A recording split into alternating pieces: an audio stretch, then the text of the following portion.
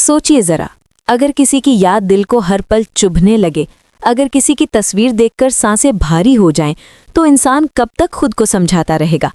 अगर आप भी ऐसी ही दिल छू लेने वाली कहानियों में दिलचस्पी रखते हैं तो अभी इसी वक्त चैनल को सब्सक्राइब कर लीजिए, ताकि एक भी नया अपडेट आपसे छूट ना जाए। कभी कभी जिंदगी में कुछ रिश्ते ऐसे होते हैं जिनकी यादें इंसान को अंदर ही अंदर तोड़ देती हैं। हर मुस्कान के पीछे एक दर्द छुपा होता है, हर खामोशी में एक अधूरी कहानी। इसी कहानी की शुरुआत होती है उस पल से जब एक लड़की की याद किसी की जिंदगी में तूफान बनकर खड़ी हो जाती है। वो यादें जो आंखों के सामने तस्वीरों की तरह घूमती रहती हैं, वो बातें जो दिल को हर रोज कचोटती हैं। और तब कोई आता है जो कहता है, अब बहुत हो गया, अब इन यादों को ख़त्म करना होगा। वो साफ शब्दों में कहती है कि आखिर क्यों तुम उस लड़की को याद करके खुद को इतनी तकलीफ दे रहे हो। हर बार उसकी याद में डूब जाना, हर बार अपने दिल को दुखी करना, इसका क्या फ़ायदा। वो तय कर लेती है कि अब इस लड़की की हर एक याद को मिटा दिया जाएगा। उसका चैप्टर हमेशा के लिए इस घर और इस जिंदगी से बंद कर दिया जाएगा। ना वो लड़की रहेगी, ना उसकी कोई फोटो, ना उसकी कोई चीज़। इस घर में अब उसका नाम तक नहीं लिया जाएगा।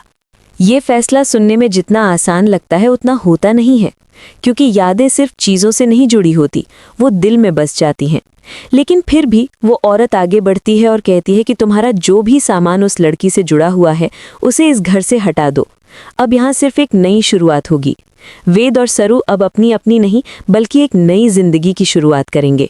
अगर आपको लग रहा है कि आगे क्या होने वाला है तो वीडियो को पूरा देखिए और इस कहानी से जुड़े रहने के लिए चैनल को सब्सक्राइब करना बिल्कुल ना भूलें।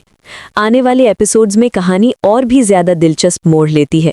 चंद्रकांत और वेद मिलकर सरू के पापा को ढूंढने की कोशिश करते हैं। दोनों के दिल में एक ही सवाल है, क्या सच सामने आएगा? क्या सरू को उसका हक मिलेगा? इसी बीच चंद्रकांत वेद से एक खास बात कहता है। वो वेद से सरू की माँ की फोटो प्रिंट करवाने को कहता है। वेद बिना कुछ कहे वो फोटो प्रिंट करवा लेता है। जब वो फोटो प्रिंट होकर सामने आती है तो वेद उसे अपने कमरे में टेबल पर रख देता है। वो तस्वीर देखते ही वेद की आंखों के सामने बीते हुए सारे पल घूम जाते हैं। सरू, उसकी माँ सरोजा, वो संघर्ष, वो आंसू और वो प्यार। वेद उस फोटो को देखते हुए सरू के बारे में सोचने लगता है। उसका दिल भारी हो जाता है, आंखें नम हो जाती हैं और वो खुद से ही सवाल करने लगता है कि क्या वो सच में सरू के बिना रह सकता है। लेकिन तभी कहानी में एक नया मोड़ आता है। अचानक वेद के कमरे में तारा आ जाती है।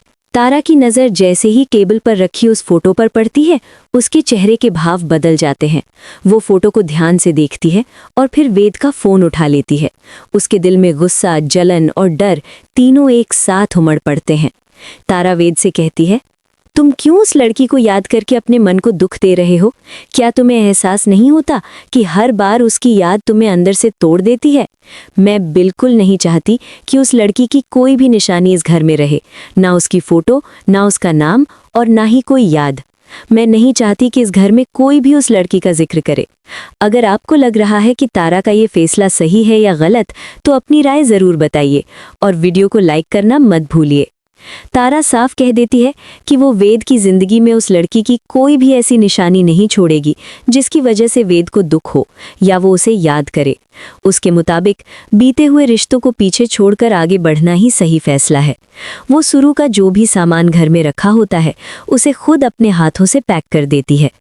एक एक करके वो सारी चीज़ें समेटती है जिनसे सरू की याद जुड़ी होती है। कपड़े, छोटी छोटी चीज़ें और वो सब कुछ जो कभी सरू की मौजूदगी का एहसास दिलाता था।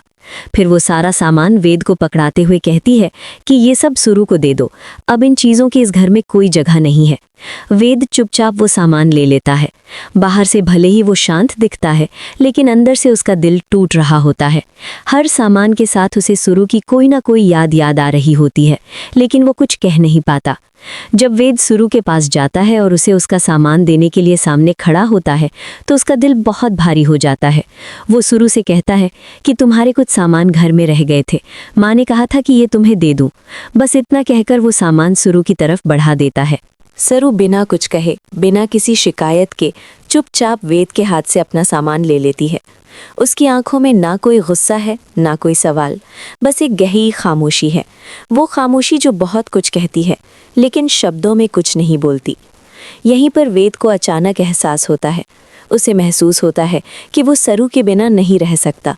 ये सिर्फ आदत नहीं है, ये सिर्फ जिम्मेदारी नहीं है, ये प्यार है, सच्चा, गहरा और बेइंतहा प्यार। उसे अपनी जिंदगी में सरू चाहिए, उसका साथ चाहिए, उसका प्यार चाहिए। अगर आपको भी लगता है कि सच्चा प्यार ऐसे ही एहसास दिलाता है तो इस कहानी को आगे तक ज़रूर देखिए और चैनल को सब्सक्राइब करके हमारे साथ जुड़े रहिए। इसी एहसास के साथ वेद अचानक सरू का हाथ पकड़ लेता है। उसका हाथ कांप रहा होता है, लेकिन उसकी आवाज़ में पूरा यकीन होता है। वो सरू से कहता है कि अब माँ ठीक हो गई है, माँ का ऑपरेशन भी हो गया है, अब कोई डर नहीं है, अब कोई मजबूरी नहीं है, मैं तुम्हारे बिना नहीं रह सकता। वेद आगे कहता है कि क्यों ना हम दोनों अपनी नई जिंदगी की एक शुरुआत करें, क्यों ना हम इन सब बातों से, इन सब लोगों से, इन सारी तकलीफ़ों से दूर चले जाएं, कहीं दूर जहां सिर्फ हम हों। वहां हम अपनी एक छोटी सी दुनिया बसाएंगे जहां सिर्फ प्यार होगा, भरोसा होगा और सुकून होगा। सोचिए ज़रा, अगर किसी की याद दिल को हर पल चुभने लगे, अगर किसी की तस्वीर देखकर सांसें भारी हो जाएं, तो इंसान कब तक खुद को समझाता रहेगा। अगर आप भी ऐसी ही दिल छू लेने वाली कहानियों में दिलचस्पी रखते हैं तो अभी इसी वक्त चैनल को सब्सक्राइब कर लीजिए ताकि एक भी नया अपडेट आपसे छूट ना जाए। कभी कभी जिंदगी में कुछ रिश्ते ऐसे होते हैं जिनकी यादें इंसान को अंदर ही अंदर तोड़ देती हैं। हर मुस्कान के पीछे एक दर्द छुपा होता है, हर खामोशी में एक अधूरी कहानी।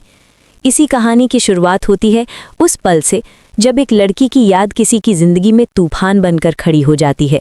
वो यादें जो आंखों के सामने तस्वीरों की तरह घूमती रहती हैं, वो बातें जो दिल को हर रोज़ कचोटती हैं।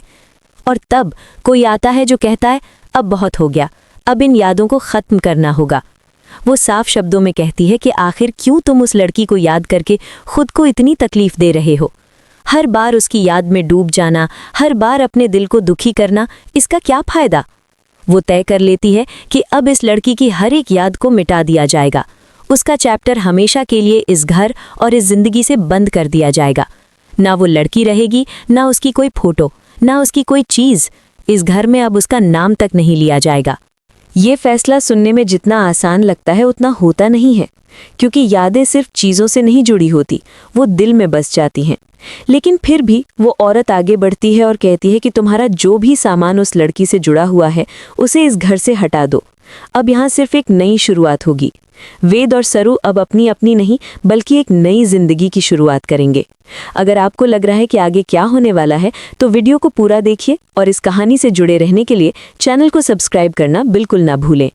आने वाले एपिसोड्स में कहानी और भी ज्यादा दिलचस्प मोड़ लेती है। चंद्रकांत और वेद मिलकर सरू के पापा को ढूंढने की कोशिश करते हैं। दोनों के दिल में एक ही सवाल है, क्या सच सामने आएगा? क्या सरू को उसका हक मिलेगा? इसी बीच चंद्रकांत वेद से एक खास बात कहता है। वो वेद से सरू की माँ की फोटो प्रिंट करवाने को कहता है। वेद बिना कुछ कहे वो फोटो प्रिंट करवा लेता है। जब वो फोटो प्रिंट होकर सामने आती है तो वेद उसे अपने कमरे में टेबल पर रख देता है। वो तस्वीर देखते ही वेद की आंखों के सामने बीते हुए सारे पल घूम जाते हैं। सरू, उसकी माँ सरोजा, वो संघर्ष, वो आंसू और वो प्यार। वेद उस फोटो को देखते हुए सरू के बारे में सोचने लगता है। उसका दिल भारी हो जाता है, आंखें नम हो जाती हैं और वो खुद से ही सवाल करने लगता है कि क्या वो सच में सरू के बिना रह सकता है। लेकिन तभी कहानी में एक नया मोड़ आता है। अचानक वेद के कमरे में तारा आ जाती है।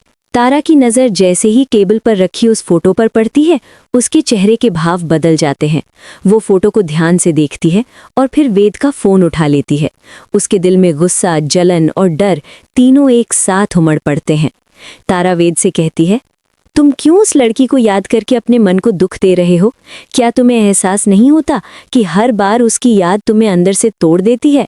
मैं बिल्कुल नहीं चाहती कि उस लड़की की कोई भी निशानी इस घर में रहे, ना उसकी फोटो, ना उसका नाम और ना ही कोई याद। मैं नहीं चाहती कि इस घर में कोई भी उस लड़की का जिक्र करे। अगर आपको लग रहा है कि तारा का ये फैसला सही है या गलत तो अपनी राय ज़रूर बताइए और वीडियो को लाइक करना मत भूलिए। तारा साफ कह देती है कि वो वेद की जिंदगी में उस लड़की की कोई भी ऐसी निशानी नहीं छोड़ेगी जिसकी वजह से वेद को दुख हो या वो उसे याद करे। उसके मुताबिक बीते हुए रिश्तों को पीछे छोड़कर आगे बढ़ना ही सही फैसला है। वो सरू का जो भी सामान घर में रखा होता है उसे खुद अपने हाथों से पैक कर देती है। एक एक करके वो सारी चीज़ें समेटती है जिनसे सरू की याद जुड़ी होती है। कपड़े, छोटी छोटी चीज़ें और वो सब कुछ जो कभी सरू की मौजूदगी का एहसास दिलाता था। फिर वो सारा सामान वेद को पकड़ाते हुए कहती है कि ये सब सुरु को दे दो, अब इन चीज़ों की इस घर में कोई जगह नहीं है। वेद चुपचाप वो सामान ले लेता है। बाहर से भले ही वो शांत दिखता है, लेकिन अंदर से उसका दिल टूट रहा होता है। हर सामान के साथ उसे सुरु की कोई ना कोई याद आ रही होती है, लेकिन वो कुछ कह नहीं पाता। जब वेद सुरु के पास जाता है और उसे उसका सामान देने के लिए सामने खड़ा होता है, तो उसका दिल बहुत भारी हो जाता है।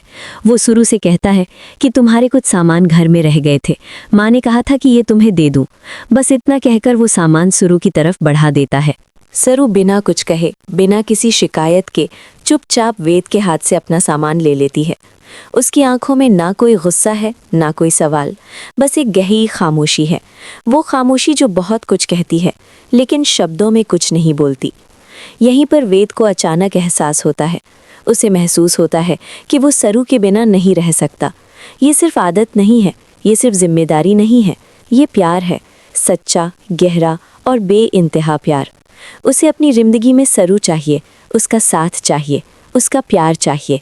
अगर आपको भी लगता है कि सच्चा प्यार ऐसे ही एहसास दिलाता है, तो इस कहानी को आगे तक ज़रूर देखिए और चैनल को सब्सक्राइब करके हमारे साथ जुड़े रहिए। इसी एहसास के साथ वेद अचानक सरू का हाथ पकड़ लेता है। उसका हाथ कांप रहा होता है, लेकिन उसकी आवाज़ में पूरा यकीन होता है।